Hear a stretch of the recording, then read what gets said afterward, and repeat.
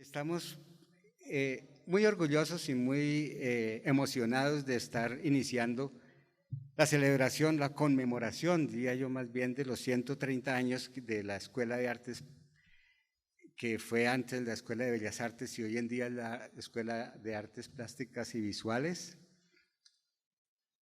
Con emoción digo porque a pesar de todos los avatares y todos los movimientos que ha tenido la escuela y el arte mismo, y el arte internacional mismo, la escuela se ha mantenido dispuesta a asumir los cambios, a asumir los conocimientos, a proyectarse adentro y afuera, a abrir cada vez más espacios y mejores convenios.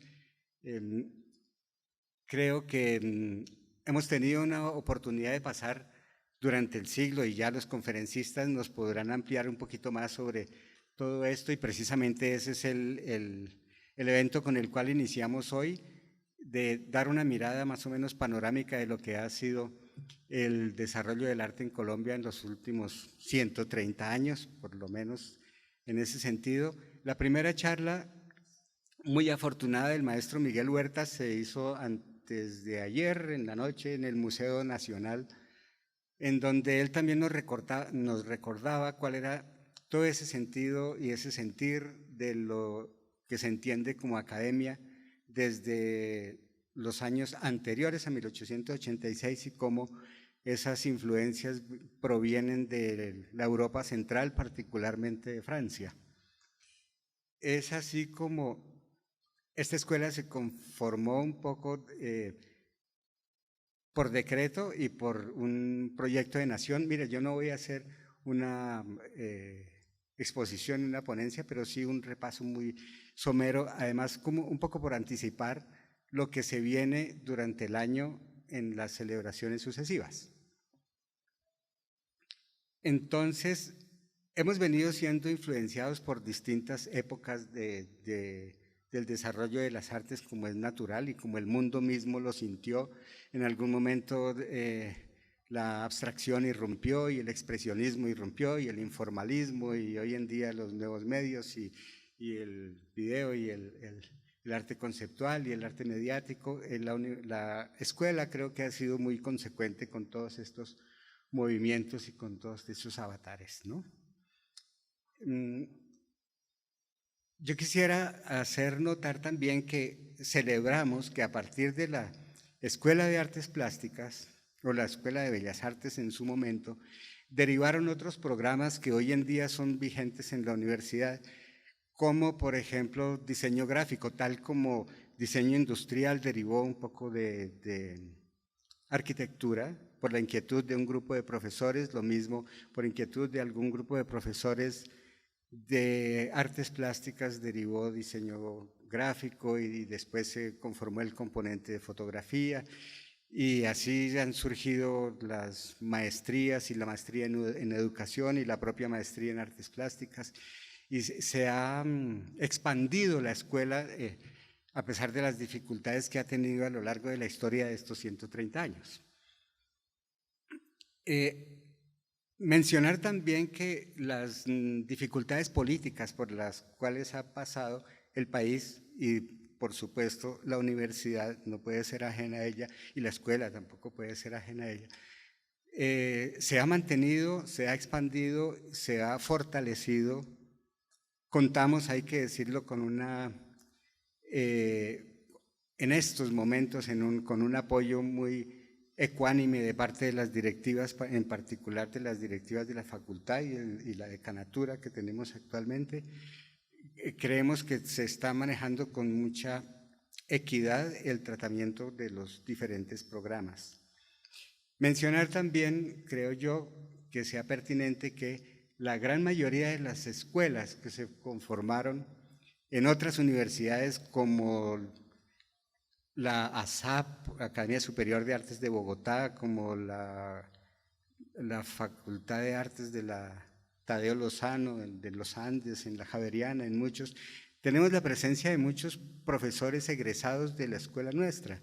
Es esta escuela matriz la que empieza a exportar conocedores del oficio para hacerse docentes de otras universidades y de otros lugares. de tal manera que en ese sentido creo que es una escuela que ha centralizado y que ha proyectado mucho el desarrollo del arte en Colombia. A lo largo del año vamos a tener un número ya un poco grande de celebraciones. Hemos entrado en contacto por gestión con la vicedecanatura académica, con el maestro David Lozano y desde la escuela y su equipo de trabajo, que han sido muy generosos y muy eficientes en buscar alternativas de conmemoración de este 130 año. Entonces tenemos eventos en el Museo Nacional. No voy a entrar en detalle de cada uno de ellos, de lo que hemos conversado, porque nos demoraríamos mucho, pero sí se han comprometido con nosotros el Museo Nacional, la Biblioteca Nacional, el Museo de Arte Moderno, el Museo de Arte Contemporáneo, Arte Cámara, el Museo de Bogotá, el Centro Cultural Gabriel García Márquez, CAFAM con subsidio, el Instituto de Patrimonio y Cultura y el Banco de la República con la Casa Republicana. De tal manera que podamos en estos espacios recoger distintos momentos y distintas tendencias. Ya cada uno de estos lugares tiene una curaduría. A propósito de curadurías, también debemos reconocer en un acto como hoy, y seguramente en los sucesivos, que muchos curadores y críticos también han sido egresados de la Escuela de Arte, de los que hoy en día nos encontramos por sorpresa al llegar a tocar las puertas en estas instituciones. Nos hemos encontrado con que somos del mismo origen. A continuación, no, pues yo creo que podemos iniciar ya con las charlas. Me gustaría, nuestro representante estudiantil me ha pedido 1 minuto para conversar. Por favor, dale 1 minuto y hacemos una introducción musical. Ahora, saludar, eso sí, perdón, un momentico, Juan Carlos. Hoy vamos a tener, y tenemos el enorme gusto de tener de nuevo aquí en las instalaciones de la universidad, leo en el orden en que tengo el papel, a la maestra Ivonne Pini. Voy a leer un poquito lo que mencionan acá, aunque todos sabemos que la hoja de vida de nuestros panelistas es supremamente extensa. Aquí está lo más resumido posible. La maestra Ivonne Pini es historiadora de arte del Instituto Artigas de Montevideo. Ha hecho estudios de maestría en Historia del Arte y la Arquitectura en la Universidad Nacional de Colombia. Actualmente se desempeña como profesora asociada del Departamento de Arte de la Universidad de los Andes y como profesora del área de Historia en el posgrado de Historia y Teoría del Arte y la Arquitectura en la Facultad de Artes, acá, en nuestra universidad. Es editora de la revista Arnexus, Arte en Colombia, coordinadora y articulista del libro Arte y Arquitectura Latinoamericana. La maestra Marta Rodríguez, magíster en Historia y Teoría de la Arquitectura en 1995, especialista en Historia y Teoría del Arte. Se desempeñó como docente en el Instituto de Investigaciones Estéticas de nuestra universidad y actualmente está desarrollando investigaciones y proyectos en torno a la historia del arte y, claro, nos citan también una infinidad de artículos escritos por la maestra en distintos medios. El maestro William Vázquez, ese sí mucho más reciente, conocido por nosotros, artista plástico de la Universidad Nacional y magíster en Historia del Arte y la Arquitectura de esta universidad y del doctorado de Cultura y Conocimiento en América Latina de México, etcétera, etcétera. Es muy extensa y no quiero aburrirlos con esta lectura. El maestro Armando Silva, filósofo, escritor, ensayista de la ciudad y el arte contemporáneo y los medios, especialista en análisis de la imagen, PhD en literatura comparada de la Universidad de California, investigador y profesor emérito de la Universidad Nacional, y lo mismo como todos, con infinidad de publicaciones. Sobre todo recuerdo con mucha gratitud con admiración más bien, de los imaginarios urbanos. Ha sido invitado a la Bienal de Kassel, Sao Paulo, Venecia, y fue uno de los que más nos invitó a leer a los teóricos y sobre todo a Humberto Eco. Recuerdo cuando iniciábamos las clases de teoría del arte y cuando se transformó esta universidad a dejar de ser una escuela tan dedicada a los oficios y un poco más pensante y más propositiva. De manera que creo yo felicitarnos todos en conjunto de estar sosteniendo durante tantos años esta escuela y de que hoy por hoy encontremos una escuela muchísimo más expandida y mucho más proyectada al futuro y seguir soñando, ¿sí? Quizás, como decía Sendars, que Chagall mojaba sus pinceles en las nubes, y sigamos soñando y sigamos avanzando con la escuela. Muchas gracias.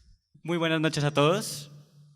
Bueno, me presento, soy Juan Carlos Rodríguez, representante de la Escuela de Artes Plásticas de la Nacional, la escuela de artes plásticas más antigua y más importante del país. El día de hoy estoy como representante de los estudiantes, representando esta estatuto, esta parte de la universidad. Primero que todo, quiero darles la bienvenida a todos, agradecer su asistencia, agradecer el esfuerzo que también el vicedecano David Lozano, el maestro Alberto, han hecho para que esto fuera posible. También a todos los estudiantes que han estado ayudando a la divulgación del evento, como Maya.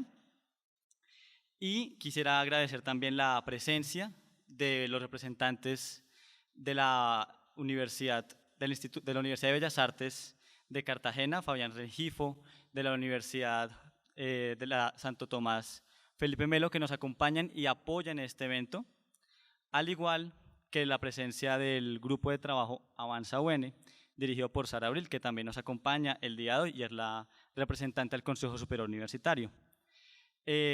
Hago estos nombramientos y agradecimientos de presencias porque lo que hace que la Universidad Nacional sea la mejor año tras año en cada examen, año tras año durante décadas, no es porque tengamos las mejores instalaciones y lógicamente la mejor rectoría tampoco. Lo que tenemos es el esfuerzo de cada docente, de cada investigador, de cada estudiante que día tras día dice: voy a ser artista en Colombia, qué man tan loco, pero que toma el riesgo y lo hace, y que cada día busca ser el mejor en ello. Y nuestra universidad, como siempre, busca ser la mejor. Quiero concluir diciendo que la razón por la que esto pasa es porque los estudiantes de la Universidad Nacional tienen la peculiaridad de que pueden conocer un poco más a fondo la realidad del país, entender lo que es un paro, por ejemplo, entender las diferentes posturas políticas, sentir el debate. Este fin de semana estuve en un encuentro de representantes estudiantiles de todo el país, 230 representantes de 35 universidades distintas, como las que nos acompañan el día de hoy, y es muy satisfactorio, llena en serio pues la sangre de alegría cuando uno menciona que es de la Universidad Nacional. Todos hacen cara de admiración, como de sorpresa, como de interés, y es comprensible. En la discusión, en el debate, se nota la calidad de la formación que uno ha tenido, la forma como uno observa la realidad es muy distinta. Y yo pienso que esas son las cualidades que hacen que año tras año todos los estudiantes y todos los profesores hagamos historia en esta universidad. Muchísimas gracias. Todos nos conocemos en familia y desde luego por eso tal vez me salté, porque estamos en casa y esta es la casa de todos, inclusive de los jubilados, de los aspirantes. Esta mañana estábamos recibiendo a los aspirantes y es también un orgullo ver la cantidad de gente que quiere ingresar a la escuela. Y pasé por alto mencionar que en la mesa está el maestro David Lozano, de nuestra escuela, y que es el vicedecano académico, que va a acompañarnos hoy como moderador en la charla. A continuación vamos a tener una interpretación de don Luis Carlos Hernández, canto, y Omar Ortiz, piano. Por favor. Gracias.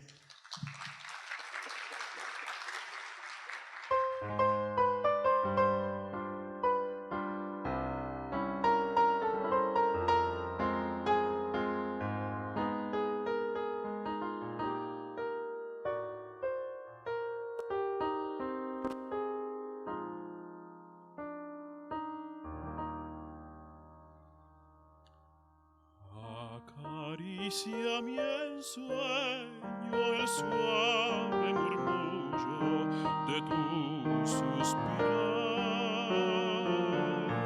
Cómo ríe la vida si tus ojos negros me quieren mirar. Y si en mío el amparo de tu risa leve, que es como un cantar, y ella quieta mi herida, y todo se olvida.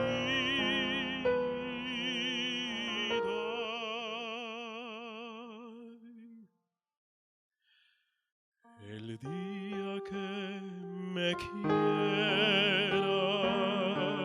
la rosa que engalana se vestirá de fiesta y con su mejor color, y al viento las campanas dirán que ella eres mía, y locas las fontanas se contarán su amor. La noche que me quieras,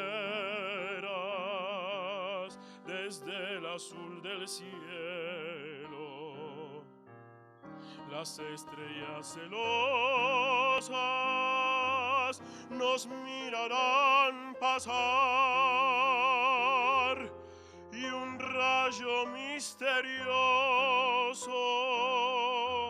hará nido en tu pelo, luciérnaga curiosa que verá que eres mi consuelo.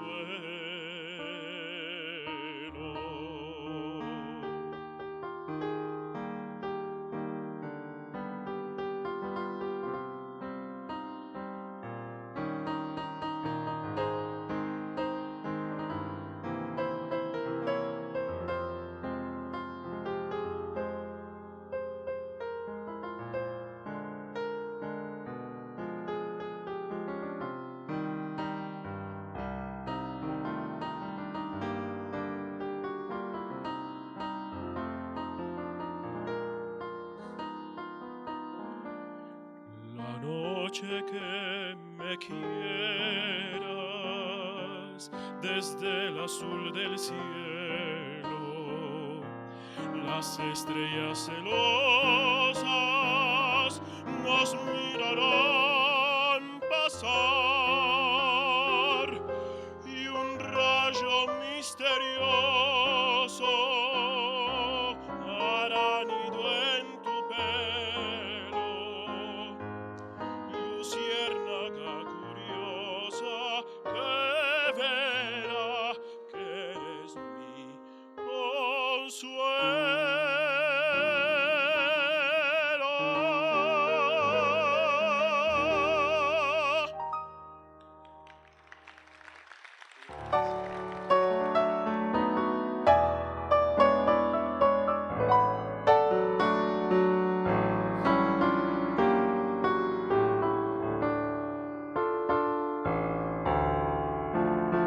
Todos dicen que es mentira que te quiero, porque nunca me habían visto enamorado. Yo te juro que yo mismo no comprendo el porqué de tu mirar me ha fascinado. Cuando estoy cerca de ti estás contenta, no quisiera que de nadie te acordaras. Tengo sed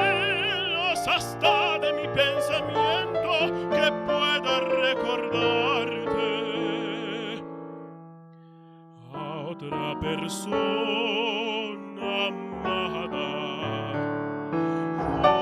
Júrame que aunque pase mucho tiempo, no olvidarás el momento en que yo te conocí. Mírame, pues no hay nada más profundo ni más grande en este mundo que el cariño que te di. Bésame con un beso enamorado, como nadie me ha besado desde el día en que nací. Quiéreme hasta la locura,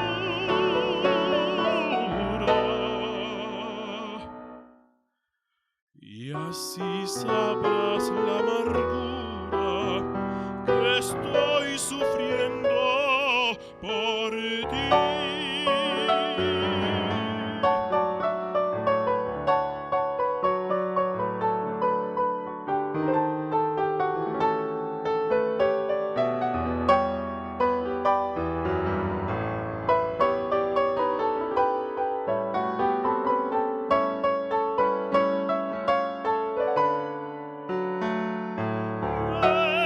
Bésame con un beso enamorado, como nadie me ha besado desde el día en que nací.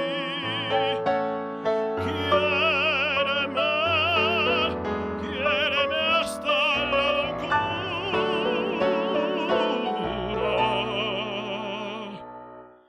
y así sabrás la amargura que estoy sufriendo por ti.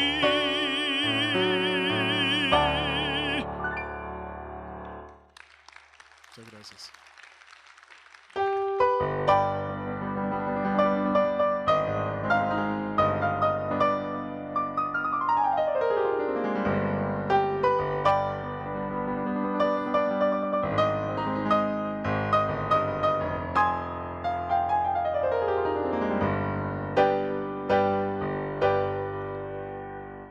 Granada,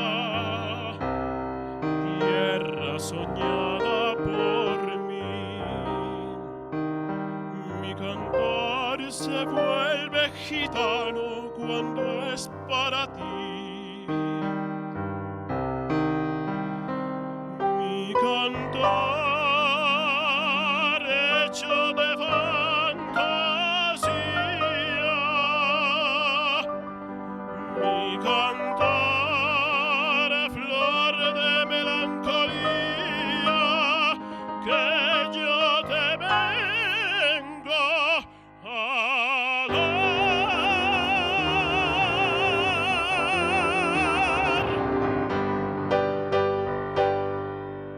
Granada, tierra ensangrentada en tardes de toros, mujer que conserva el embrujo de los ojos moros, de sueño rebelde gitana cubierta de flores,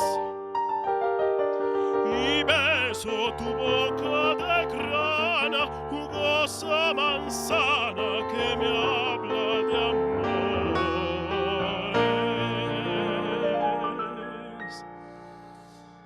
Granada, manola cantada en coplas preciosas, no tengo otra cosa que darte que un ramo de rosas,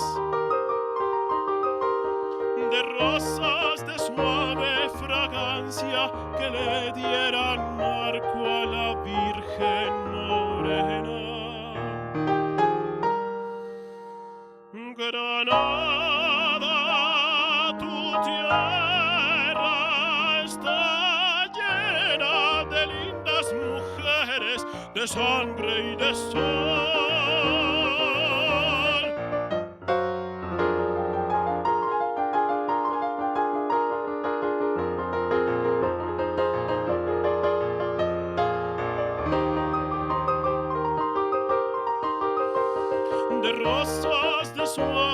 fragancia que le dieran marco a la Virgen morena. Granada, tu tierra está llena de lindas mujeres, de sangre y de sol.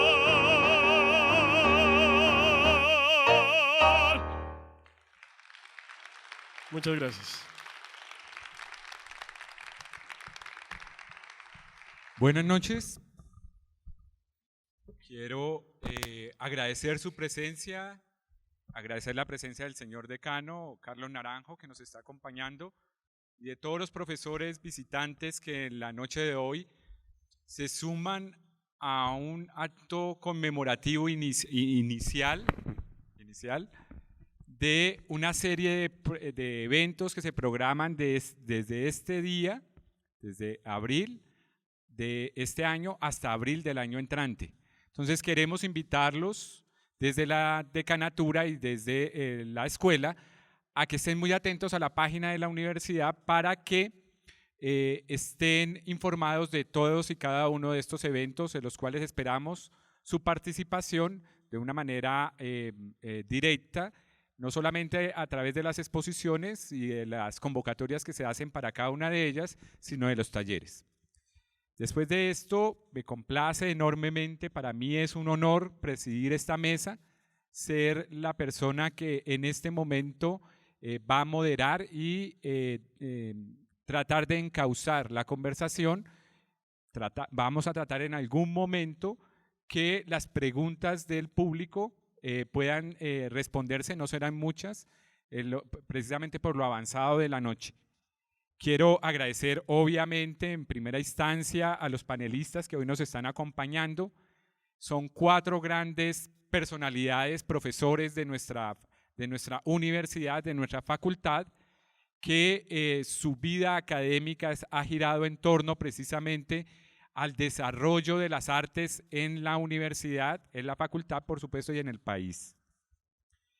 Me parece importante resaltar un hecho un conversatorio que se dio hace 2 días en el Museo Nacional, con el cual se abrió también este ciclo de eventos que fue una conversación o una conferencia del maestro Miguel Huertas, que está presente en este momento.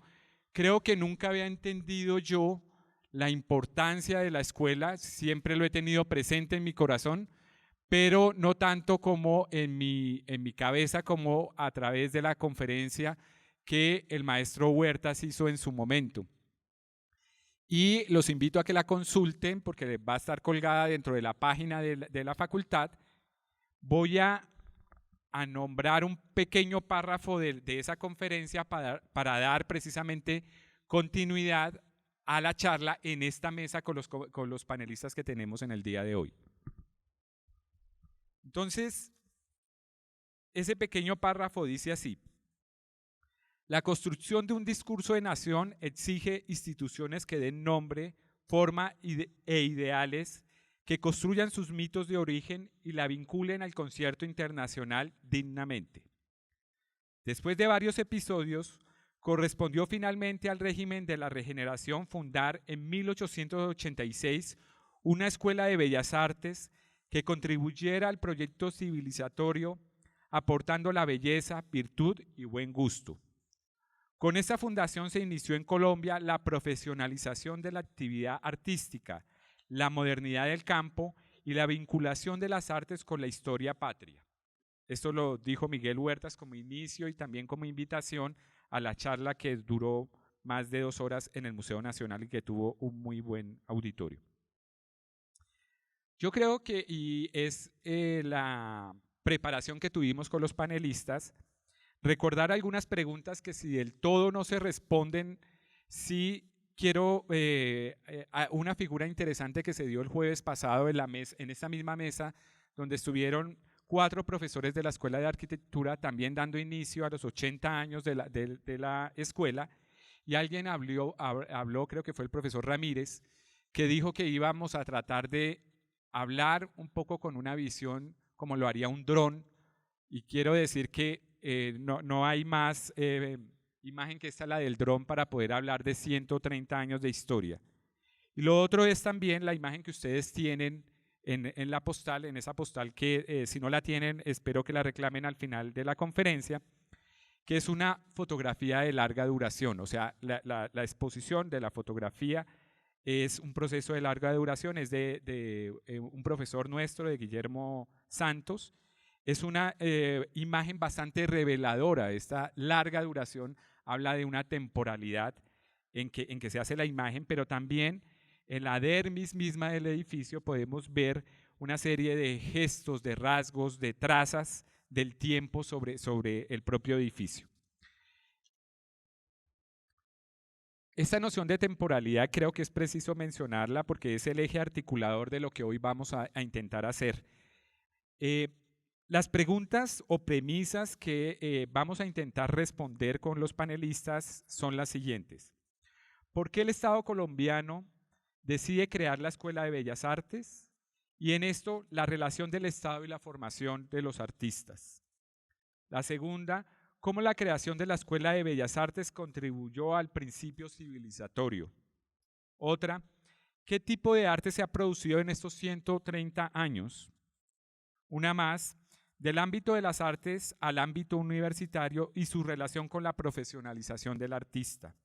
Y por último, momentos de tensión y continuidad y cambio, la universidad moderna como un aparato ideológico. Obviamente que pondría en graves aprietos a nuestros panelistas si fuéramos a responder a profundidad sobre pues estas preguntas o estas premisas que hoy estamos tratando de responder. Pero seguramente vamos a tener otros espacios en los cuales estos mismos panelistas, y ya los estoy comprometiendo, podrían acompañarnos, que sería la cátedra Marta Traba, y una cátedra que vamos a hacer en la Luis Ángel Arango en el segundo semestre. Entonces, cordialmente invitados a que, tanto ustedes también, por supuesto, a que tratemos de abordar esas preguntas que resultan claves para entender estos 130 años. En el mismo orden en que están los panelistas, vamos a dar la palabra tratando de tener 15 minutos para cada uno de ellos. Como lo estoy diciendo, William Vázquez será el primero, segundo Ivonne Pini, tercero Marta Rodríguez, luego Armando Silva, son los profesores que hablarán en ese orden. Cada uno de ellos tiene una misión, un pequeño reto, o un gran reto más bien, de responder de alguna manera las preguntas, y por eso digo que la noción de temporalidad en este panel es importante. Entonces, William un poco va a centrar su intervención en la creación de la escuela en 1886 y el principio civilizatorio. Entonces, 15 minutos y le doy la palabra a William.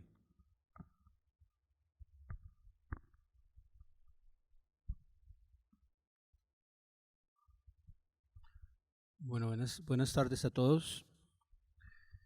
Un gusto saludar a la mesa. He sido discípulo de todos ellos y es un placer para mí estar en este espacio. Digamos, hace 2 décadas surgió una preocupación por el origen de la Escuela Nacional de Bellas Artes, en la medida que en ese momento custodiaba el archivo histórico de la Facultad de Artes y buscando la bibliografía, buscando la historiografía, me di cuenta que Colombia no tenía un texto o un libro que diera cuenta del origen de su escuela nacional, como lo tienen países de orden civilizatorio, como la Escuela de París, la Escuela de Madrid, la Escuela de San Carlos, pero Colombia no tenía, digamos, una construcción histórica de lo que era el origen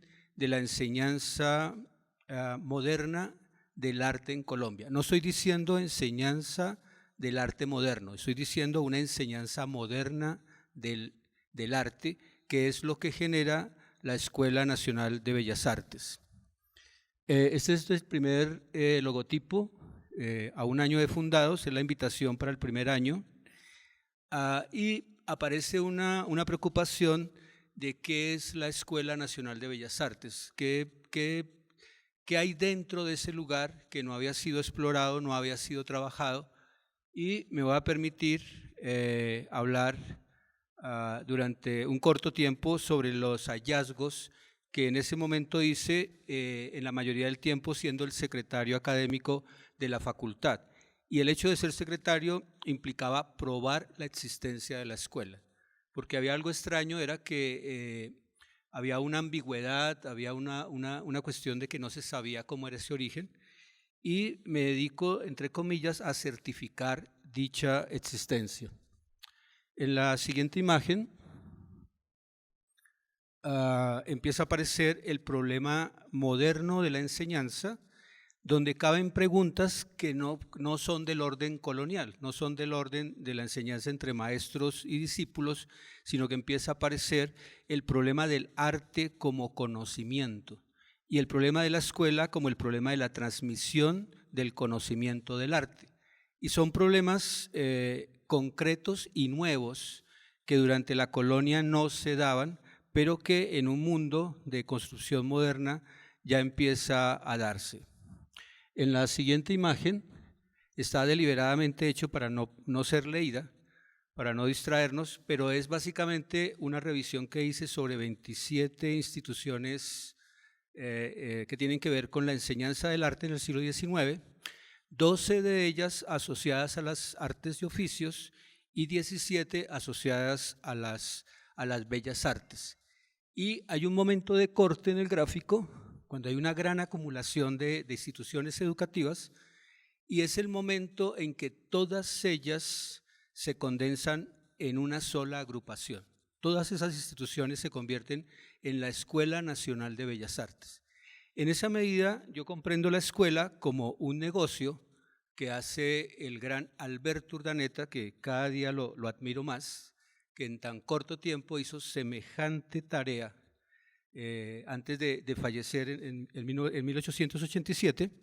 Él le planteó a las instituciones del Estado, él le planteó a aquellas instituciones del orden de la nación que ya tenían recursos de esa nación, que se agruparan en un consolidado que llamaran Escuela Nacional de Bellas Artes. Entre ellas estaba la Academia Nacional de Música, de Jorge Price, que después se llamó Escuela Guarín de Música, estaba la Academia de Grabado de Antonio Rodríguez, estaba la Escuela de Pintura de Alberto Urdaneta, y estaba toda esa tradición pictórica que había dejado Felipe Santiago Gutiérrez. La siguiente. El gran Alberto Urdaneta. La siguiente. Hay dos momentos. Uno que empieza el 10 de abril de 1886, que estamos cumpliendo 130 años esta semana. Edificio de San Bartolomé, allí ya venían funcionando algunas organizaciones, y es importante pensar que es solo hasta el 20 de julio, como una fecha simbólica de la nación, que se funda la Escuela Nacional de Bellas Artes. Esa escuela no es fundada por artistas, me parece que es importantísimo señalarlo. Los que fundan la escuela son el orden político ejecutivo de la nación, en cabeza del presidente Santos Acosta, los poderes religiosos de la ciudad y los militares, no los artistas. Y la escuela surge por decreto. Estamos en el gobierno de Rafael Núñez, estamos en la regeneración, y en ese momento aparece la necesidad de encontrar una nueva estructura simbólica social, como un imaginario social, para poder instaurar el tema y el asunto de la regeneración, en el cual estaba también implicado Miguel Antonio Caro. Este hecho de una escuela al servicio del régimen, de un régimen, plantea que la escuela no tiene una libertad, como lo entenderíamos hoy, sino que encontré básicamente que se enseñaban tres tipos de asuntos en dicha escuela. El primero era los símbolos, el problema de los símbolos. Allí se hace el himno nacional, se rediseña la bandera, se rediseña el escudo. Segundo, se reconstruye la historia patria, en el sentido de recuperar esta idea de una España, una España que nos trae la lengua castellana, la fe católica, los modelos del progreso civilizatorio. Se recupera las gestas de la independencia de 1810 se recupera al pintor de la patria, Gregorio Vázquez de Arce y Ceballos, y toda la representación religiosa que necesita el clero. Esa es la tarea. La tercera tarea es la función religiosa de la escuela. Eso plantea un debate y es que la escuela es eminentemente para las élites bogotanas y pues debemos asumirlo. ¿Qué me encontré cuando aparecen las secciones de la escuela? ¿Cómo está organizada esa escuela y qué tipo de saberes hay? Básicamente, veamos la siguiente imagen. A los pocos meses aparece un edificio maravilloso que no se había descubierto, que era el Colegio de la Enseñanza. Este colegio de 1776 dura 100 años en funcionamiento de un colegio. Luego Tomás Cipriano de Mosquera saca las órdenes religiosas de este convento y ese convento es constituido como la Escuela Nacional de Bellas Artes. La siguiente imagen. Aquí hago una reconstrucción del edificio. Esta reconstrucción queda donde hoy queda el Fondo de Cultura Económica y de este edificio no se tenía mayor conocimiento. En la siguiente observamos una adecuación que se hizo al edificio, que era básicamente meterle luz a partir de unos tragaluces y, digamos, modernizar estas fachadas interiores. Este edificio dura hasta 1911 con la rectoría de Mariano Santamaría. La siguiente. Estos son detalles de puño y letra, digamos, detalles dibujados por Urdaneta en la contratación de la obra. La siguiente. Este boceto me pareció maravilloso porque es de esos bocetos que articulan arquitectura y conocimientos. Allí están distribuidos 8 asuntos que se enseñan en la escuela. Primero, el dibujo. El dibujo es absolutamente central, es una materia de estudio, la dicta el propio Urdaneta, quien la viene enseñando desde 1870. Ese dibujo es el soporte del arte, la arquitectura, la ingeniería. También encontramos la pintura, encabezado por Urdaneta, que en realidad es un pintor bastante cuestionado, pero ahí va a llegar Epifanio Garay, que es un personaje maravilloso, y a finales del siglo XIX llegan los paisajistas españoles. El grabado de manos de Antonio Rodríguez, traído desde España, donde hacen silografía. Esa silografía está asociado al papel periódico ilustrado 1981-1986 y hacia el final del siglo se sustituye por la litografía en la medida que la silografía deja de ser parte de este oficio periodístico. Una sorpresa, la materia de aguadas que dicta Urdaneta, la dicta en la noche con luz a gas porque es importante hacerlo en la noche y no en el día. La escuela hace una cosa impresionante, que es traer 3 nuevas áreas a la presencia nacional. Uno es la ornamentación como disciplina, en cabeza de Luis Ramelli, este personaje que viene del Teatro Colón. Segundo, trae a César Ciñinolfi, director de la escuela años después, para la cátedra de escultura. Nunca se había dictado cátedra de escultura en Colombia y esta Escuela Nacional de Bellas Artes lo hace por primera vez. Aparece arquitectura, que es una sorpresa maravillosa, a partir de una primera experiencia que tenía Pietro Cantina en el Capitolio, pero el que la funda aquí es Mariano Santamaría, un arquitecto que viene desde Leipzig. El conservatorio es capítulo aparte, es decir, el conservatorio se resistió sistemáticamente a ser parte de la escuela. Para darles una idea, el conservatorio es más grande que toda la Escuela Nacional de Bellas Artes. Manejan 7 instrumentos, tienen un grupo femenino En el resto de la escuela las mujeres no pueden participar. Tienen su edificio propio en Santo Domingo, pero digamos hay una negociación entre Jorge Price de música, de la Academia Nacional de Música, y Alberto Urdaneta, donde finalmente música acepta ser parte de la sección de música. Pero esa tensión, la facultad, lo que hoy llamaríamos la facultad, nació con esa tensión particular. 3, empieza a aparecer un currículo transversal a través de la historia universal, una gran historia universal, la idea de una geometría, perspectiva y sombras, que es una cátedra que dura más de 100 años, que la empiezan a dar Epifanio Garay y Ramón Torres Medina, el hijo de Ramón Torres Méndez. Aparece la clase de anatomía artística, dictado por el médico Daniel Coronado y después por Alberto Restrepo. Es decir, es una escuela, veamos la siguiente, absolutamente estructurada, absolutamente clara. Aparece la idea del catedrático. Antes de la Escuela Nacional de Bellas Artes no existía eso. Empieza a aparecer la idea del alumno como estudiante.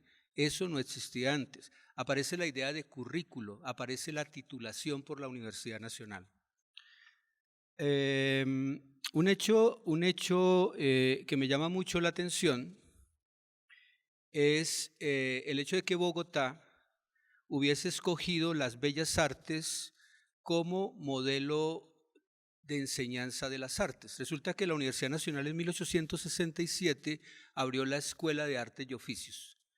En 1867 ese modelo inglés se abrió en la universidad y fracasa y la cierran en 1876.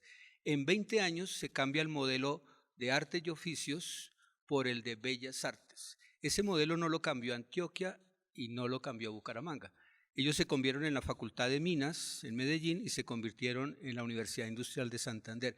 Bogotá escogió el camino de las élites que requerían legitimar, estas élites que venían de lo agrario de la sabana de Bogotá, de grandes territorios, deciden legitimar a través de la escuela un saber civilizatorio que los alejara de lo bárbaro.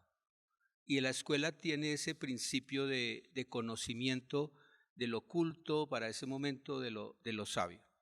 De ahí nace una pedagogía moderna, a partir de un canon de belleza, a partir de empezar a desarmar el conocimiento y empezar a entregarlo dosificado. Aparecen los dispositivos pedagógicos. Es decir, para mí es un lugar es una investigación que cuando llegué a 1899 la abandoné de esta manera porque consideré que estaba fundada la estructura de lo que sería el siglo XX en relación a esta facultad. Muchas gracias.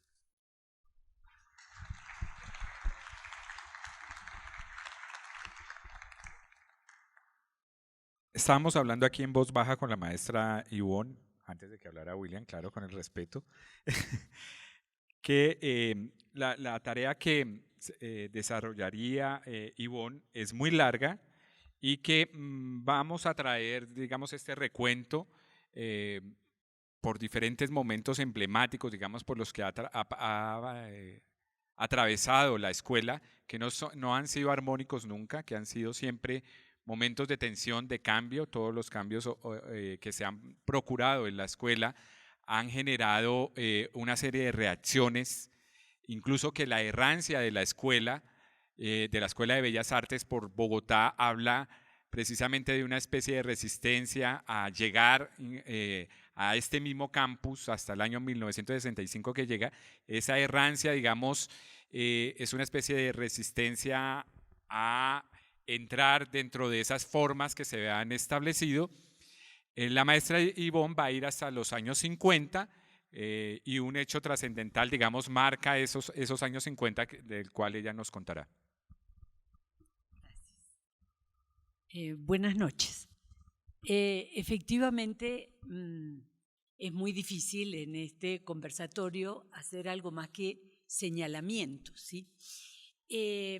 A mí me interesaría señalar un par de aspectos de este periodo que estamos analizando, arrancando con el cambio político que se produce en 1930 con la llegada al poder de los gobiernos liberales. Esa llegada al poder de los gobiernos liberales abrió el espacio para el desarrollo de cambios sensibles en el campo de la formación artística y en el campo específico de la escuela.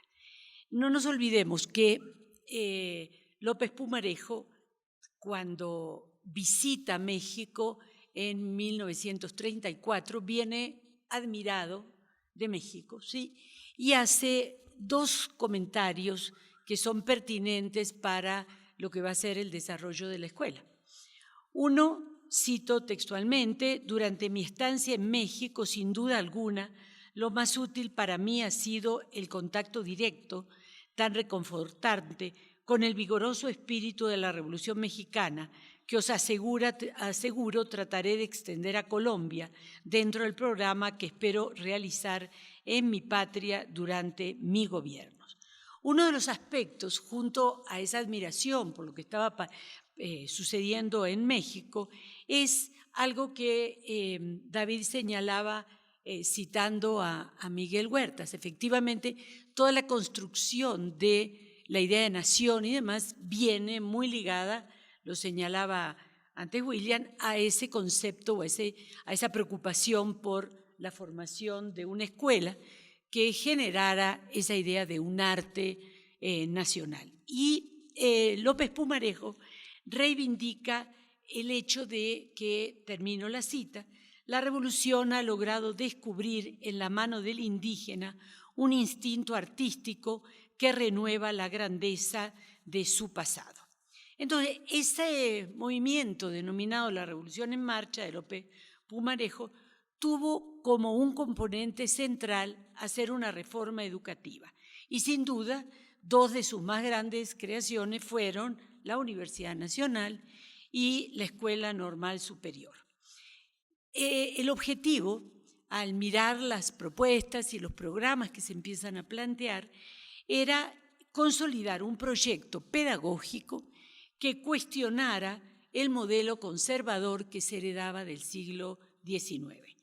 La idea, de alguna forma, era enfrentar a tal propuesta una de carácter liberal que permitiera desarrollar diversas disciplinas universitarias y, de acuerdo a ese criterio, la Escuela de Bellas Artes, lo mismo que el conservatorio, deberían formar parte de la Universidad Nacional. Acá yo quiero llamar la atención sobre un elemento que es interesante y que se venía dando en otros espacios de América Latina, y era la necesidad de impulsar alrededor de las escuelas de arte una adecuación que favoreciera los procesos de industrialización y tecnificación que se estaban generando en ese momento en los distintos escenarios. Colombia obviamente no era una excepción, y le reclaman al arte nuevas necesidades. O sea, el arte debía cumplir un rol más amplio, diverso, al que había cumplido hasta ese momento. Incluso esos avances industriales le ponían nuevos retos, no solamente al arte, sino también a la arquitectura, ¿sí? Como disciplinas autónomas que debían romper con los modelos decimonónicos que evidentemente no eran acordes con las necesidades de naciones en proceso de industrialización y de modernización. En esa conexión con México, Jorge Zalamea, quien ocupa altos cargos en el Ministerio de Educación durante el gobierno de López Pumarejo, manda pasamos por favor, a Ignacio Gómez Jaramillo, quien, y lo cito porque él fue uno de los directores de la escuela en la década del 40 precisamente, a México, permanece en México entre el 36 y el 38, y los objetivos fundamentales que se esperaba que el artista cumpliera era conocer no solamente el trabajo mural de Rivera, Orozco, Siqueiros, o sea, de los tres grandes del muralismo, sino además poder informar acerca del funcionamiento, pasamos por favor, de las escuelas al aire libre. Es interesante porque en el año 36, en la revista de Indias, se publica por parte de Gómez Jaramillo un artículo donde informaba acerca de cómo habían sido esos programas de las escuelas al aire libre, ¿sí? Y sobre todo la importancia de asumir la posibilidad de usar algunos de esos recursos para ampliar el conocimiento y el desarrollo del arte en el caso de Colombia. En tal contexto, el rol jugado por la escuela fue clave en el desarrollo de la historia moderna del arte colombiano, impulsando desde propuestas diversas de quienes fueron sus maestros, con conflictos sensibles por las diversas posturas que eran asumidas, y convirtiendo a la escuela en un espacio clave para el desarrollo del arte y sobre todo para la profesionalización de la actividad artística. La separación entre el concepto de arte y artesano constituyeron preocupaciones centrales, ¿sí? O sea, y ahí el tema de la profesionalización aparece como un elemento fundamental. Pero además hay otro elemento que desde la escuela se va a impulsar, es formar público de arte, ¿sí? O sea, empezar a generar la formación de un público de arte, sin olvidar además que en esa formación de público de arte era necesario ver cómo se difundía el arte. Y en ese sentido es clave la fundación que se hace en el año 33 de un museo de arte, ¿sí? Ese museo del arte de arte que se traslada a lo que era el edificio de la vieja Facultad de Ingeniería. Se reunieron obras, pasamos por favor, que estas son obras que están dentro del patrimonio actual de la universidad. Se reunieron obras de la colección Pisano, pinturas que formaban parte de la pinacoteca de la escuela y además una sala con muestras temporales en la cual se mostraba obras de los profesores de la escuela y de otros artistas, y mensualmente se cambiaba las imágenes mostradas dentro de esa sala. O sea que fíjense ustedes que hay una estructuración no solamente del interés por estructurar un programa nuevo, innovador en el campo de la formación artística, sino además este objetivo de crear público, es decir, de estimular la formación de un público. Sería muy extenso en este momento y no tendría el tiempo para hacerlo, para señalar figuras claves que ocuparon la dirección de la escuela. Por ejemplo, Miguel Díaz Vargas tuvo un especial protagonismo en esa década del 30, ejerció el cargo de director entre el 34 y el 36, cargo que repite en el 38 cuando la Escuela de Bellas Artes se integra a la universidad. Ese cargo él lo vuelve a ocupar entre el 46 y el 48. En el año 36 se da un cambio significativo con la reforma orgánica de la universidad, en el cual se crea, por un lado, la Facultad de Arquitectura, pero además se funda la Escuela de Arquitectura y Bellas Artes, aunque desde ese momento, por la complejidad y la cantidad de temáticas académicas, la articulación de esas dos áreas no se logró totalmente y se generaron discusiones que hemos heredado hasta hoy. Desde 1940 hasta el 64, la escuela estuvo, por favor pasamos, acá tienen a Miguel Díaz Vargas, la siguiente por favor, se pasa al claustro de Santa Clara. Bajo la dirección de Ignacio Gómez Jaramillo se inicia la década del 40. Se vivía en Colombia una fuerte disputa en torno al tipo de arte que debía enseñarse y realizarse. Basta recordar solamente un hecho: la multiplicidad de artículos que aparecieron en el periódico El Siglo, donde, por citar no solamente Laureano Gómez, sino Álvaro Gómez Hurtado, son personajes que cuestionan la modernización del arte, critican la obra de Ignacio Gómez Jaramillo y de otros artistas de ese momento, hablan de la elefantiasis y macrocefalia, de la degeneración física a que eran sometidos los personajes representados, rechazando esa forma de hacer arte y reivindicando, en cambio, los modelos decimonónicos, los que aproximaban a su juicio, a juicio de Laureano Gómez, a juicio de Gómez Hurtado, a lo que debía ser el verdadero arte.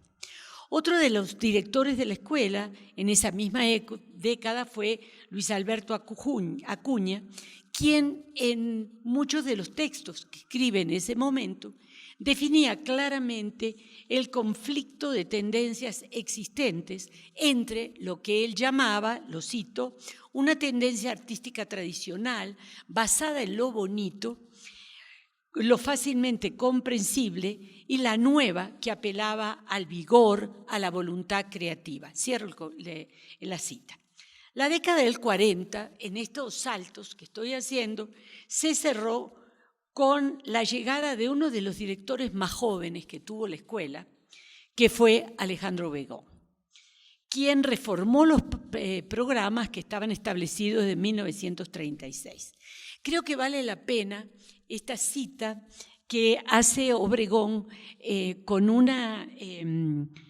una entrevista que le hace Paneso y que le pregunta por la escuela. Él dice lo siguiente, abro comillas: se me ocurre una locura.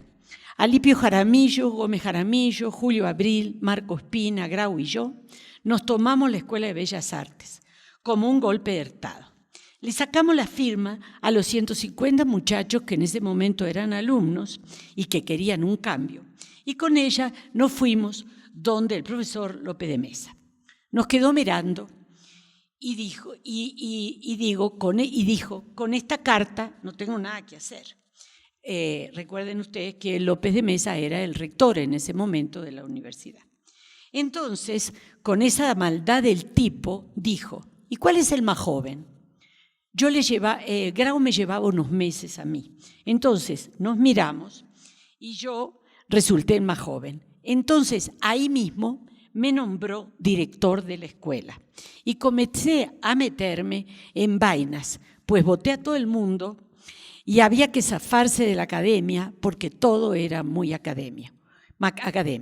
No cerrábamos ni sábados ni domingos, todo el tiempo abierto. Estábamos locos, pintábamos, hablábamos, trabajábamos todo el tiempo.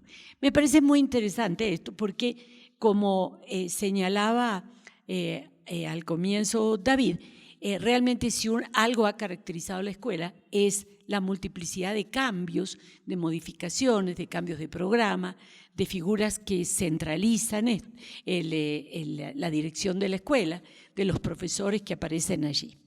Y yo quisiera cerrar esta referencia con algo que sucede en la década del 50 y que realmente es otro de los giros significativos por el impacto que la escuela tiene, no solamente a nivel interno, sino a nivel nacional.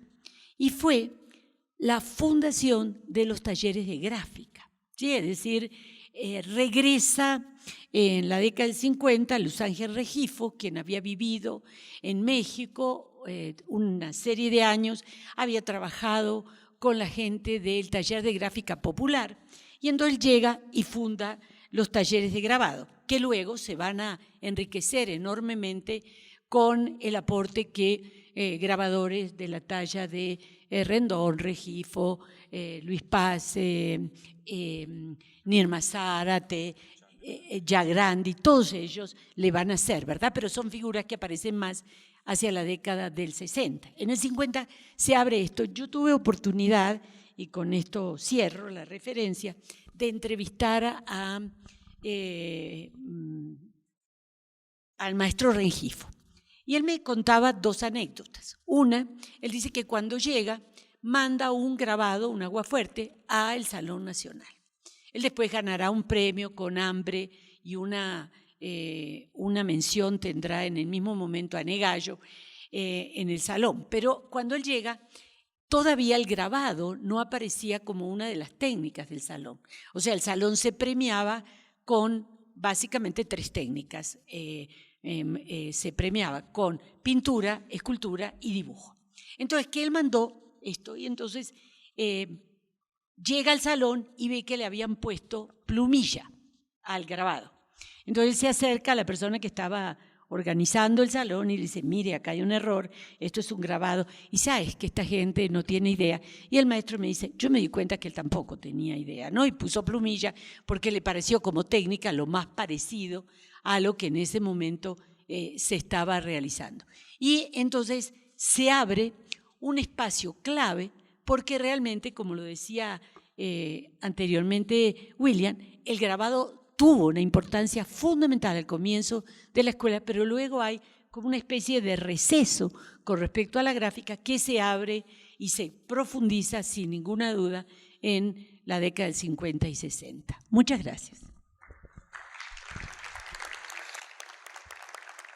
Bueno, en esos saltos de los que estamos hablando, no para seguir esa linealidad, sino hablar de esos momentos, pues Marta nos va a hablar, llegamos a los 80 muy rápidamente, y Marta nos va a hablar como de otro modelo de escuela que se dio en ese momento, y creo que valdría la pena también resaltar allí la aparición, no la aparición de la historia en sí misma, sino un decidido interés por la historia que incluso pasa a ser transversal a todas las áreas del conocimiento de la propia facultad, la aparición de la teoría y, por supuesto, la consolidación de la gráfica política y también de la fotografía dentro de los planes curriculares. Marta pues hará referencia, por supuesto, desde la manera como Marta misma vivió la escuela como docente y creo que nos permitirá después dar un avance a la charla que va a ser Armando en torno ya a la ciudad y a la reforma MOCUS.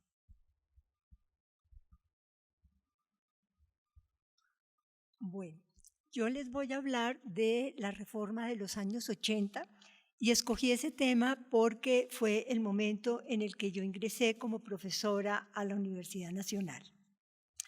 Entré en un concurso en el que también participaron Raúl Cristancho y Miguel Ángel Rojas. Yo entré con ellos y me parece importante hacer mención a ellos dos porque Raúl en ese momento acababa de llegar de hacer un máster en la Escuela de Chicago y él realmente trajo un discurso muy importante, muy innovador. Yo conocí a Raúl primero de oídas, o escuchaba hablar a la gente de esa persona que había llegado, que estaba hablando de problemas del arte que realmente no habíamos escuchado en ese momento. Él empezaba a cuestionar los centros hegemónicos, esa conciencia de ser latinoamericano, y traía también unos discursos de género muy interesantes. Entonces la gente empezaba a hablar, ¿quién es ese señor que llegó? Y Raúl, entonces ese señor que llegó con ese discurso tan innovador de la Escuela de Chicago, entró en ese concurso. Y también entró Miguel Ángel Rojas, que ya era un artista muy reconocido, era un artista que podríamos decirlo como de transvanguardia, y con ellos se iniciaba un cambio. En ese momento, ese concurso fue convocado cuando estaba de decano el arquitecto Fernando Montenegro, quien nombró a Mariana Varela como directora de la escuela, en ese momento Bellas Artes. Y Mariana estuvo acompañada por Celso Román, que era el director académico del departamento. Entonces, Montenegro apoyó muchísimo a Mariana en esa reforma y crearon una modalidad especial que era traer 2 profesores invitados, 2 profesores especiales invitados para que fueran jalonando el cambio que proponía Mariana. Esos profesores fueron Bernardo Salcedo y Doris Salcedo. En ese momento, Doris no era la figura que hoy conocemos, pero sí era una persona ya reconocida. Yo creo que ella ya había tenido un premio, un reconocimiento en un salón nacional. Su obra daba un giro a la escultura. Y Bernardo Salcedo sabemos que es pues, el padre del arte conceptual en Colombia. Entonces, ellos fueron profesores especiales para trabajar en los talleres. Mariana preparó esta reforma que hablábamos con David. Yo creo que ha sido una de las más fuertes reformas que se han hecho a lo largo de la historia de la escuela. Y Mariana se asesoró, trabajó muy del lado con Doris Salcedo. Doris Salcedo acababa de llegar de la escuela de Nueva York, también de hacer una maestría. Entonces ellas empezaron a mirar qué tipo de modelo de escuela de avanzada podría formularse y pensarse para la escuela de la Universidad Nacional. Entonces miraron, Mariana, para esta charla yo tuve una conversación previa con Mariana, entonces ella me comentaba que miraron muchísimo la escuela alemana de Düsseldorf, miraron a Joseph Beuys, todo su concepto ampliado del arte, esos nuevos conceptos de escultura, miraron el currículum de la Escuela de Nueva York, que Doris lo conocía muy bien, y empezaron a mirar lecturas como Susan Sontag, esa mujer que comenzó a vislumbrar los cambios que se generaban en el arte norteamericano y en el mundo en los años 60. Comenzaron a mirar, a revisar los escritos de Susan Sontag, de Roland Barthes, que nos va a dar toda una nueva mirada sobre la cultura, la sociedad de masas, Rosalind Krauss, que había sido profesora de Doris. Entonces hicieron un estudio muy grande profundo, para poder proponer una escuela que estuviera más acorde con el arte que se producía en ese momento. Los motivos del cambio realmente obedecían a que Mariana es egresada aquí de la universidad. Mariana debió salir como comenzando los años 70, y cuando Mariana asume la dirección del Departamento de Bellas Artes, encuentra que la articulación fundamental del currículo gira en torno al hacer, a los oficios. La pintura, el dibujo, el grabado, la cerámica, eran como los que estaban articulando el currículo, tenían una fuerza muy grande. Y entonces ellas buscaban un hacer más reflexivo. Ellas buscaban que la enseñanza se correspondiera con el arte del momento, seguir girando en torno a estos medios, a estas técnicas, no permitía realmente que el estudiante se capacitara para salir a trabajar dentro del campo del arte ya fuera de la universidad.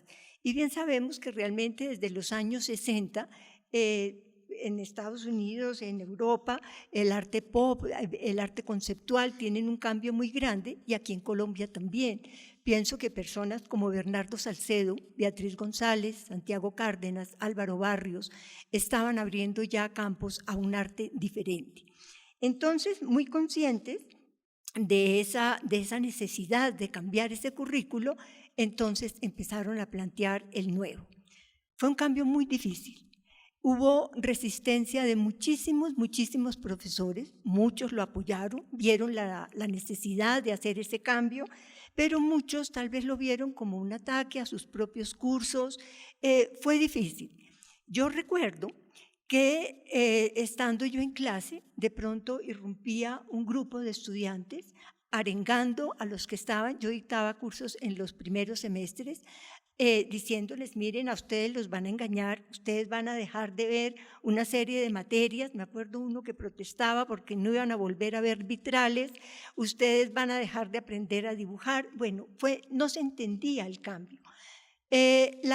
Yo creo que algo que ha caracterizado mucho a la Universidad Nacional, a la Escuela de Bellas Artes y ahora de Artes Plásticas y Visuales, es un cierto rigor, un rigor en el dibujo, un rigor en el aprendizaje del dibujo anatómico, y Mariana nunca quiso que ese rigor se perdiera.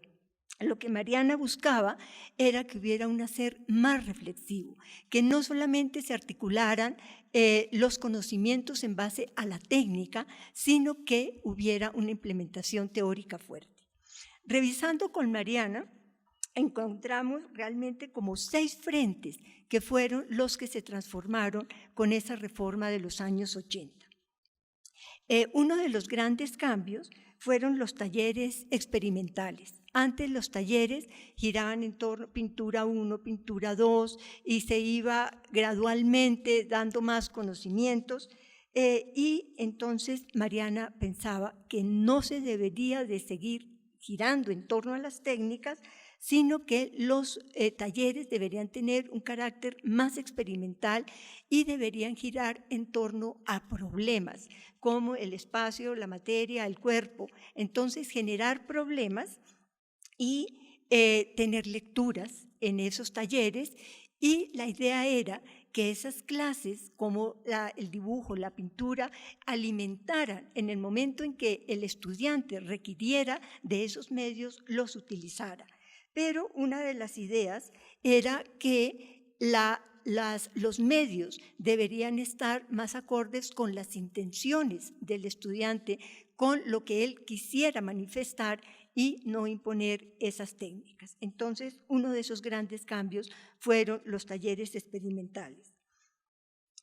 Por otro lado, también, lo que mencionaba David un poco, la inclusión de la teoría. Hasta ese momento existían las clases de historia del arte, se venían dando muy ordenadamente, pero se vio que no era suficiente con eso, que era necesario también tener clases de teoría. Si los talleres iban a girar en torno a problemas, también había muchos problemas en torno al arte que los estudiantes los deberían conocer.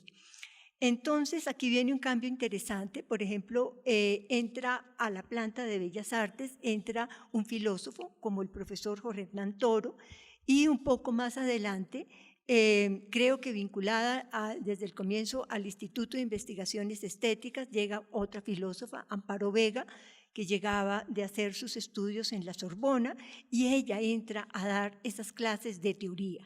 Entonces aquí viene un enriquecimiento más de tipo conceptual, teórico, para los estudiantes. También Mariana me decía que era necesario que en las clases se dieran lecturas, se viera los problemas, historia del medio, problemas sobre el medio. Entonces era que el estudiante también leyera un poco más. Los trabajos de grado empezaron a funcionar también de otra manera. Antes creo que existía algo que era como un trabajo final, después de que el estudiante iba como con unos talleres muy guiados, de pronto al final, bueno, un poco de libertad. No, acá se hace un cambio, se buscan tutores y se busca que el estudiante al finalizar tenga una memoria, tenga una reflexión sobre su propuesta de grado.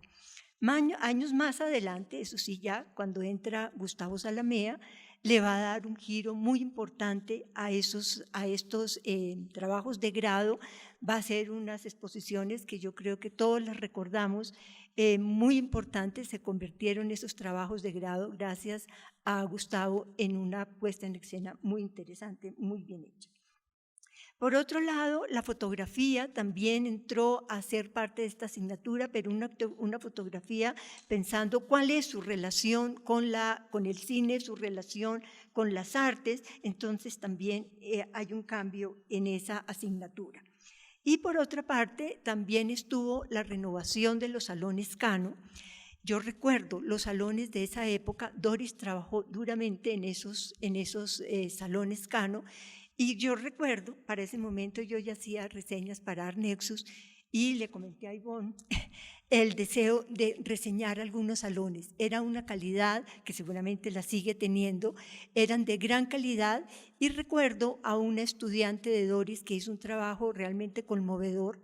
Por primera vez yo creo que veíamos una herida en la pared del museo, había una hendidura con metiolate, gasa, seguramente un trabajo muy ligado a la problemática que manejaba Doris, pero los salones empezaron a tener otra cara y ese fue como otro de los cambios grandes.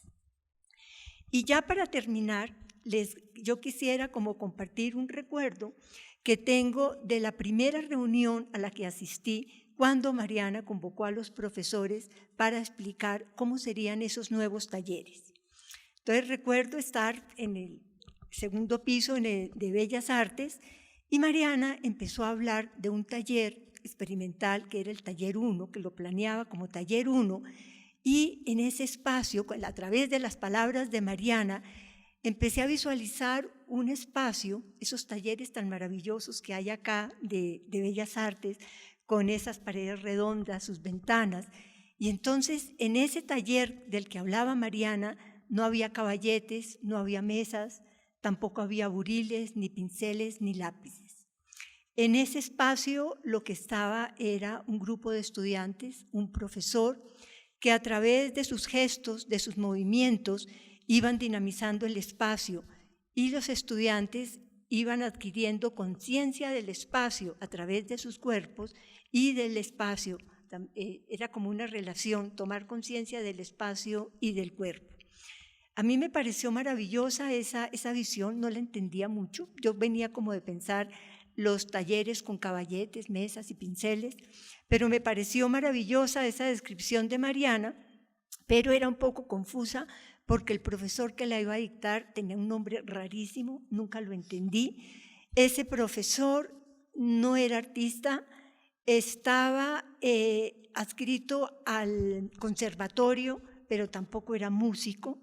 Entonces, y con ese apellido tan raro, y creí entender que ese profesor hacía teatro, y ese sería el que iría a dictar ese taller tan maravilloso del espacio y el cuerpo.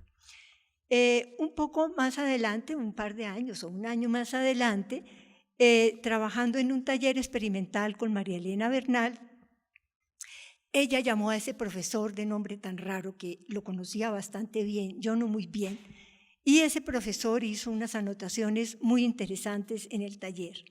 Yo creo que hoy sabemos todos quién es él. Él es Roland Berhalden, y yo pienso que ese taller tiene alguna relación con esa maestría de artes vivas que también se gestó muchos años más adelante, como 2004. Creo que apareció esa maestría, la de ese profesor que iba a dictar ese taller tan maravilloso, y esa maestría se comenzó a gestar también en la decanatura nuevamente de Fernando Montenegro y, si no estoy mal, bajo la dirección de la escuela de Gustavo Zalamea. Entonces, pienso que esos cambios han generado muchas cosas nuevas. El arte, seguramente ha habido muchas reformas después y que han hecho posible cosas como esa maestría de artes vivas y como tantos otros cambios y cosas que estamos viendo hoy. Bueno, eso era todo. Gracias.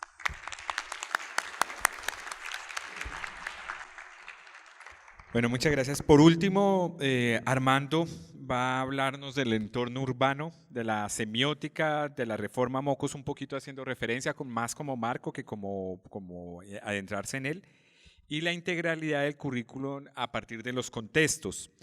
Marta empezó a tocar algo que queda en deuda, pero que seguramente se desarrollará en las cátedras o en las siguientes encuentros que tengamos, y es la aparición del performance, el videoarte, el arte mediático, la investigación ya como una acción decidida de la universidad, el problema de la investigación y cómo permea realmente la docencia y la extensión, y la aparición de los programas de maestría y doctorado. Marta anunció uno, pero también todos los otros que actualmente configuran la gran oferta o la amplia oferta que tiene esta facultad. Entonces, Armando, vamos a terminar con Armando, y si nos da el tiempo y el aguante, haremos unas 2 preguntas como máximo y luego los invitaremos a que pasen y tomen una copa de vino. ¿Aló? Bueno, gracias David, gracias además con Alberto por la invitación. Bueno, yo voy a hacer otra intervención, diría que más involucrado, como dicen los historiadores, como un observador participante de esto de los años 80 y 90 en concreto. Y alrededor pues, de lo que diga, algunos de los escenarios en los cuales participé, pues contar un poco lo que estaba pasando aquí en nuestra escuela. Yo me vinculo, viniendo de filosofía, me vinculo a la Facultad de Artes en el año 78, que resultó ser un año muy importante para el espacio mismo de la universidad, porque cerraron el espacio universitario, pusieron la malla, era el gobierno de Turbay Ayala. Y entonces, pues eso generó una situación de tensión entre la ciudad, Bogotá y la universidad, que ya no estaba abierta, no estaba de puertas abiertas. Es el Estatuto de Seguridad. Yo vengo en ese momento a estudiar con una persona que estaba preparando un trabajo extraordinario, que es el profesor Humberto Eco. Estaba por publicar una obra que va a ser muy importante, que es El nombre de la rosa, en el cual ya vinculaba una teoría a la misma obra literaria, ¿no? Y entro aquí a la universidad un domingo y resulta que la universidad, pues la Facultad de Artes, que apenas empezaba a conocer, había convertido la facultad en un circo. Incluso trajeron un circo del Parque Nacional. Yo tomé pues bastante, digamos, atraído por lo que pasaba. En Italia estaban dándose problemas gruesos también con guerrilla, estaba Lota Continua, la Brigata Rosa y todo esto, y pues vi algo muy particular, que si acaso tenemos un minuto, tengo algunas diapositivas si acaso hay el tiempo, y era que empezaba a romperse una consigna panfletaria e introducirse una serie de elementos más bien de tipo visual y artístico en las paredes de la universidad. Eso me nació una pasión que estudié por varios años y se vino a formar un libro que se llamaba Una ciudad imaginada, Graffiti, Universidad Nacional, pues que por supuesto para mí fue significativo y porque tuve la oportunidad de ser de las primeras personas que empezaba a entender y a ahondar qué era eso del graffiti. Años después a la Universidad Nacional se va a considerar la meca mundial del graffiti por todo lo que estaba haciendo, que nació aquí justamente en la Facultad de Artes. A mí me vinculan con una misión que recordaba Alberto, precisamente, y era convertir una naciente área de publicidad en un área teórica, que se va a llamar la comunicación visual. Total que varios de los amigos y colegas aquí presentes, pues fuimos amigos y compañeros de ese momento, por supuesto hoy en día ustedes profesores activos. Y esa es la misión que la vamos cumpliendo. De hecho, vinculo ya como director de esa área personas como el profesor Federici, que venía de matemática, el profesor Giorgio Antella, otras personas que empezaron a formar una teoría, o más bien una formación teórica en los artistas, que en ese momento todavía se compartía con Bellas Artes. Esa área se forma en los años 80, 82, y Artes se impartía teoría para Bellas Artes, no para arquitectura, pero sí Bellas Artes y diseño. Posteriormente, por algo de lo que explicó ya Marta, el área va a prestar su servicio teórico solamente a diseño gráfico. Y Bellas Artes, pues va a construir otra dependencia junto con Historia que se va a ocupar de la parte de teoría del arte. No sabíamos o entendíamos algo, cómo finalmente el arte iba a ser tan determinante en la evolución de lo que hoy llamamos arte contemporáneo, hasta el punto pues que desaparece la obra y queda el discurso teórico, pero eso, que ya algo lo explicó anteriormente Marta, pues eso estaba, digamos, por verse en esa evolución, en ese momento. Posteriormente, digamos, me ocupo de la década de los 80 y 90, como decía David.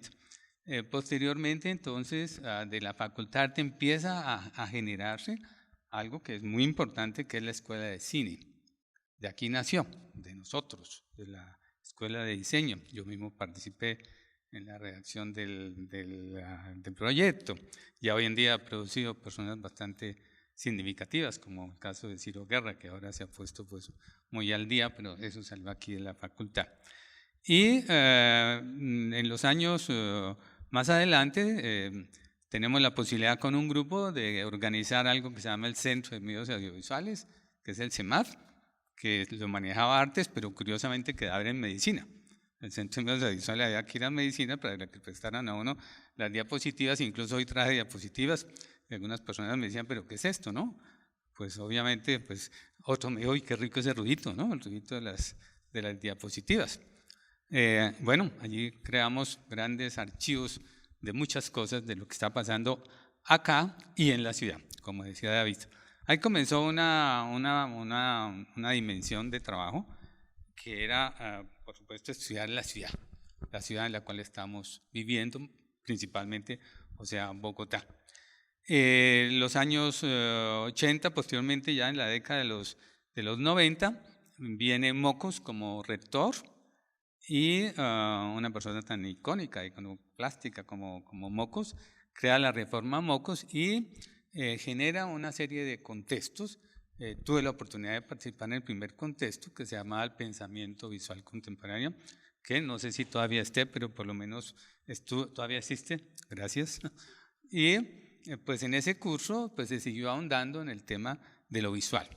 En realidad yo creo que lo que con mis compañeros cercanos lo que pretendíamos era introducir mucho la teoría de lo visual y la teoría de la imagen aquí dentro de la facultad, y después en el curso de contexto, que tengo que decir, teníamos muchas personas, no podíamos aceptar todas las personas de toda la facultad, eso es parte de la Reforma Mocos, de toda la universidad, que venían a tomar curso de contexto, en el cual la imagen era vista desde la neurociencia, desde los medios de comunicación, desde la teoría del arte, desde la historia de las representaciones, etc. Eso fue, digamos, un aspecto muy importante para salir, no de la universidad, pero sí de la escuela y generar una interacción con los compañeros de otras facultades, y eso creo que se logró.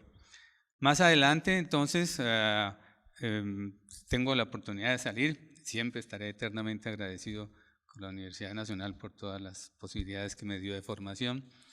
Y entré en contacto con un filósofo de mucha envergadura, pues en ese momento que ya murió, que es Derrida, y regreso ya con una formación muy de Derrida, que ha sido un gran inspirador de lo que es el arte contemporáneo, toda la noción de la deconstrucción, que ha tenido tanta interacción con la arquitectura o igualmente con el arte. Y había una situación, y es que sobraban unos pesos en la rectoría y me dijeron, haga un libro con esta plata que nos sobra. Y bueno, feliz. Entonces lo organicé con otro colega que se llama Martín Barbero, que no estaba en la universidad, pero sí era un teórico. Y llamamos a participar de ese libro los grandes pensadores que nos dieron el permiso. Yo todavía lo tengo, ¿no?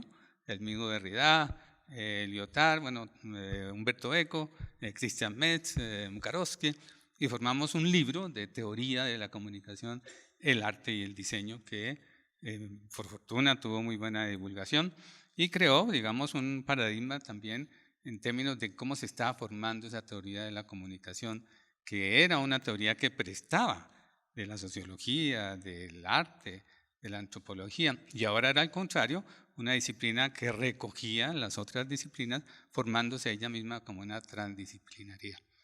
Ese libro todavía se consigue y está aquí en nuestra biblioteca, se llama Proyectar la comunicación. Así que una vez que regreso, la rectoría me da una nueva oportunidad, y es crear el Instituto de Estudios en Comunicación, que se llama el IECO. todavía existe, incluso aquí está presente su director. Y en ese instituto nos interesó mucho reagrupar a través de las facultades un lugar mediador. Entonces en el instituto pues estaba, o está aún hoy, la Facultad de Medicina, Ciencias Humanas, Ingeniería y Artes, por supuesto siempre la carta principal. De allí han salido proyectos como maestrías en medios, la primera que se hace en el país con mucho éxito, y la opción que todavía estamos trabajando con el actual decano de arte de hacer en el futuro, ahora no tan lejano, un doctorado primero que se haría en América Latina en imagen. Y allí entonces se va a construir un proyecto que hoy en día es un proyecto colosal, que nace aquí de la Facultad de Artes y que toma asiento en el instituto, que es el proyecto de las ciudades imaginadas. Comienza por ser un proyecto que, como dijo David, era estudiar las ciudades de los años 80, tomar muchas fotografías. En el CEMAT quedaron miles de fotografías que nosotros tomamos de Bogotá, con equipos de la gente de artes, no sé si existan esos archivos, pero se hicieron. Y continuando con eso, se crea este proyecto de imaginarios urbanos que tiene el sello de la Universidad Nacional y que hoy en día vincula a 26 ciudades del mundo, en los cuales se les aplica la misma metodología para entender cómo se percibe la ciudad desde las construcciones mentales que hacen los ciudadanos. Eso quizás ha sido el proyecto, digamos, más fuerte que se ha tenido y que ha nacido justamente aquí en la Universidad Nacional. Yo diría, en fin, que lo que digamos, me aproximo a dar el testimonio es el esfuerzo que a través nuestro y de otros colegas se está dando por, como dijo Alberto en un comienzo, ese paso de una escuela de oficios a una escuela que toma la reflexión teórica como parte de su formación de los artistas y de los diseñadores. Eso me parece que es como el objetivo que se nos pedía y al cual estuvimos avanzando y haciendo distintas propuestas.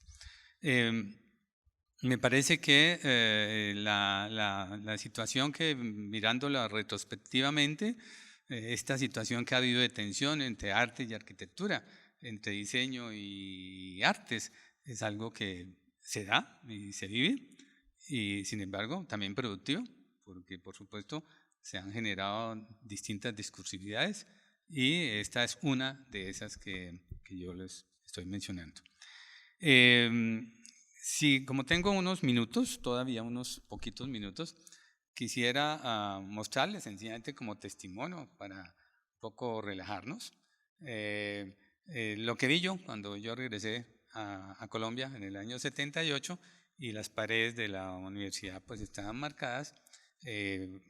Por supuesto que es apenas voy a mostrar muy poquito, pero digamos que uno podría, yo seguí haciendo un archivo de las paredes de la Universidad Nacional y ahí se puede mostrar exactamente, es increíble, la historia de las artes en esas décadas, qué estaban haciendo los artistas y cómo de una consigna puramente panfletaria se fue entrando a un concepto, digamos, de arte como imagen y posteriormente como cuerpo. Van a ver cómo se va volviendo escultura en estas poquitas imágenes y después cómo se va volviendo teoría.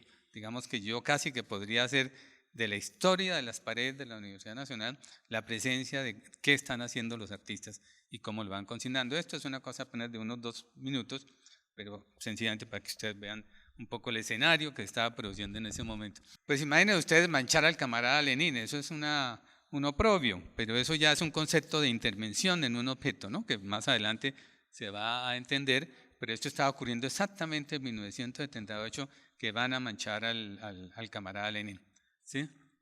Eso es en la Facultad de Artes, ¿no? En el edificio de la Facultad de Artes, ¿sí? De Arquitectura. Por favor, la siguiente. Este es un poco, ustedes miren, la imaginación viva, etcétera. Estaba de Robledo, que ya citó Ivonne, de decano. Entonces ahí, Robledo, ¿dónde estás que no te veo? Pues ya verán un poquito alguna crítica que le estaban haciendo al maestro Robledo, ¿no? ¿Sí? Esto era el circo que le estaba yo comentando. Sí, por favor.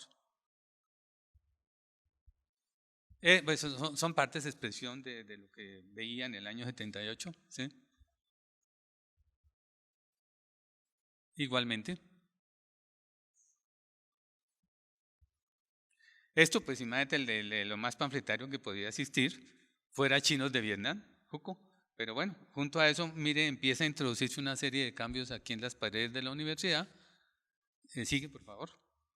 Que viene sobre todo mira, por ejemplo, el terrorismo HP, y ya le responden de las FARC, ¿no? Ya es una respuesta que se crea mucho, un estilo muy colombiano, muy bogotano, muy de la Nacho, de responder como cartas, ¿no? Como epístolas, ¿sí?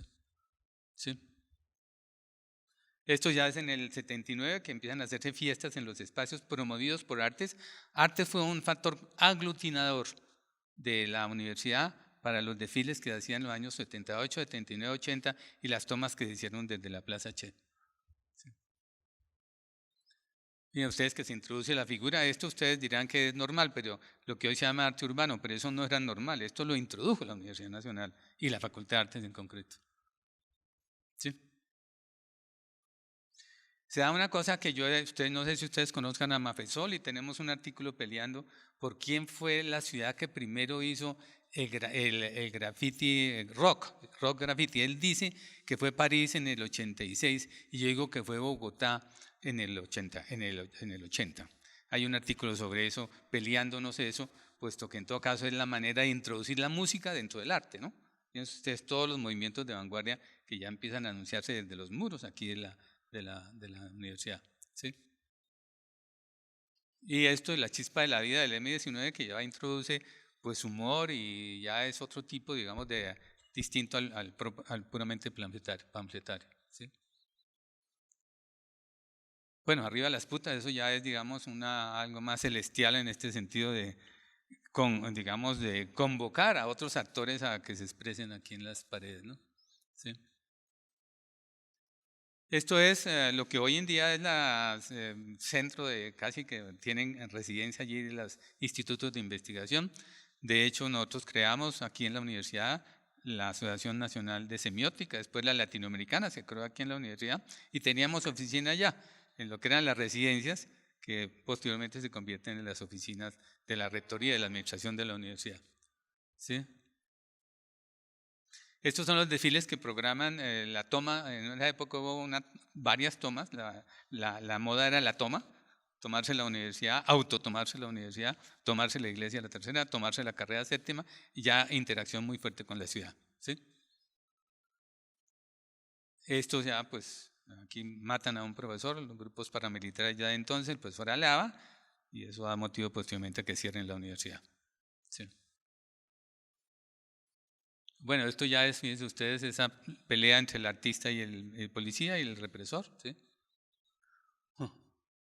¿Sí? Esa búsqueda de lenguajes muy propio, por supuesto, del arte, naturalmente, que se refleja en las paredes. Cuando, bueno, ustedes son muy jóvenes, pero la Chiqui, cuando ocurre esto de la toma que se hace allí a la Embajada Dominicana, que queda al frente de la universidad, y estamos todavía en el periodo de Turba de Ayala. ¿Sí? ¿Sí? Esto es un tipo de arte que se da exactamente en el año 79, esto es del 79, un arte completamente descodificado, de tirar a la pared blanca a ver qué formas adquiere. Los objetos completamente, casi como un expresionismo abstracto que empieza a darse aquí en las paredes de la universidad. O bombillos, sí. Con bombillos. Ok, gracias. Sí. Bueno, aquí todavía Alberto recordarás tu compañera León, ¿no? ¿Dónde está Amparo León? Sí. Sí, de compañeros de ustedes. Bueno, David fue alumno mío en ese momento, igual que Alberto, ¿no? Sí, y Amparo León. Sí. Sí. Esto es algo que se da muy interesante entre Pepsi y la universidad, el grupo Sin Permiso, porque vamos junto a Pepsi ya y los grafiteros le pusieron vamos junto al pueblo ya, y después entonces pusieron pintura y vino de nuevo otra vez Pepsi y puso lo mismo, vamos junto a Pepsi ya, y vinieron los Sin Permiso y dijeron vamos junto al pueblo ya, hasta que a fin decidieron dejarlo en blanco y no se volvieron a pelear. Eso es, sí. Bueno, todo este elemento que ya se citó, este interés por lo de que estaba citando Marta, del maestro interés por el género, por lo femenino, que traían ya pues en el área teórica de Bellas Artes propiamente dicha. ¿Sí? Y esto, miren ustedes, este tipo de pintura ya plástica que se hace para que veamos cómo ya no es una parte discursiva, teórica, sino visual. ¿Sí? Lo mismo, y sigue por favor. Y es lo mismo. Y sigues. Entonces ven ustedes que ya empieza a comprar, ya no es el grafiti que se hace en el espacio, sino las figuras, la escultura, que bien se ha dicho por algunos teóricos, como si algo es hoy el arte contemporáneo es escultura, ¿no? ¿Sí? Bueno, estos ya son formas, el interés de hacer construcciones visuales y no solamente verbales, sí, ya el artista un poco como combatiendo desde el arte. Y esto ahí, cuando ustedes no lo crean, si lo miran de arriba para abajo, es un jeroglífico que dice tiro fijo, que se hacía, pues esto es algo que se inventó la universidad, de hacer los postes y convertirlos en pintura. Entonces, estos son anécdotas nada más, pero para mostrar un poco la preocupación que estaba en ese comienzo de la década de los 80, que me parece la que va a generar una ruptura en lo que es el arte, como ya lo explicaron mis colegas que hablaron anteriormente, introduciendo más la teoría, generando discursos más complejos y haciendo presencia del aparato teórico en la construcción de la obra de arte. Bueno, muchas gracias.